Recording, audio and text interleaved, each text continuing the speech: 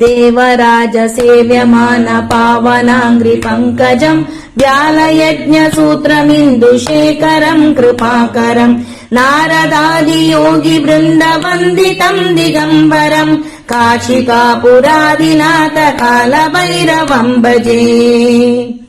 भानुकोटि भास्वरम् भवाब्धितारकम् परम् नीलकण्ठमीप्सितार्थदायकम् त्रिलोचनम् कालकालमम्बुजाक्षमस्तशूलमक्षरम् काशिकापुरादिनाथ कालभैरवम् भजे।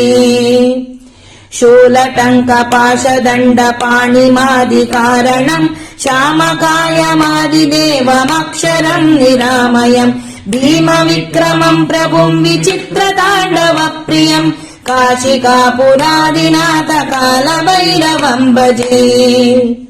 भुक्तिमुक्तिदायकम् प्रशस्तचारु विग्रहम् भक्तवत्सलम् स्थिरम् समस्तलोकविग्रहम् निक्वणम् मनोज्ञ हेम किङ्किणीलसत्कटिम् काशिकापुरादिनाथ कालभैरवम् भजे।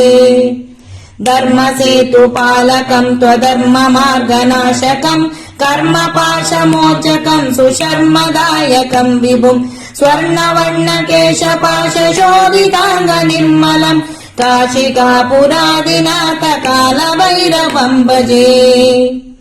रत्नपादुका प्रभाभिरामपादयुग्मकम् नित्यमद्वितीयमिष्टदैवतम् निरञ्जनम् मृत्युदर्पनाशनम् करालदंश्रभूषणम् काशिकापुरादिनाथ कालभैरवम् भजे।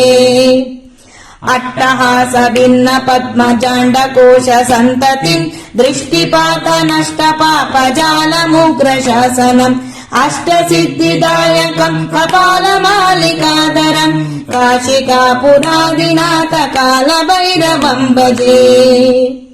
भूतसङ्गनायकम् विशालकीर्तिदायकम् काशीवासि लोकपुण्यपापशोधकम् विभुम् नीतिमार्गकोविदम् पुरातनम् जगत्पतिम् काशिकापुरादिनाथ कालभैरवम् भजे।